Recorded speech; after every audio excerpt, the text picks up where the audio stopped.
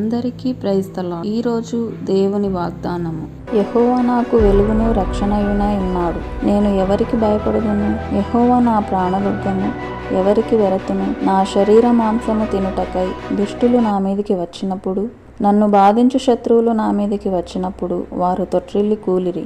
నాతో యుద్ధము చేయుటకు దండు దిగినను నా హృదయము భయపడదు. నా మీదికి యుద్ధము రేగినను దీనిలో నేను ధైర్యము విడవకుందును. యెహోవా యొద్ద ఒక్క వరము అడిగితిని, దానిని నేను వెదకుచున్నాను. యెహోవా ప్రసన్నతను చూచుటకును ఆయన ఆలయములో ధ్యానించుటకును నా జీవితకాలమంతయు నేను యెహోవా మందిరంలో నివసింపగోరుచున్నాను. ఆపత్కాలమున ఆయన తన పర్ణశాలలో నన్ను దాచును.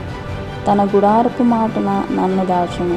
ఆశ్రయ దుర్గం మీద ఆయన నన్ను ఎక్కించును. ఇప్పుడు నన్ను చుట్టుకొని ఉన్న నా శత్రువుల కంటే ఎత్తుగా నా తల ఎత్తబడును. కీర్తనలు 27వ అధ్యాయము.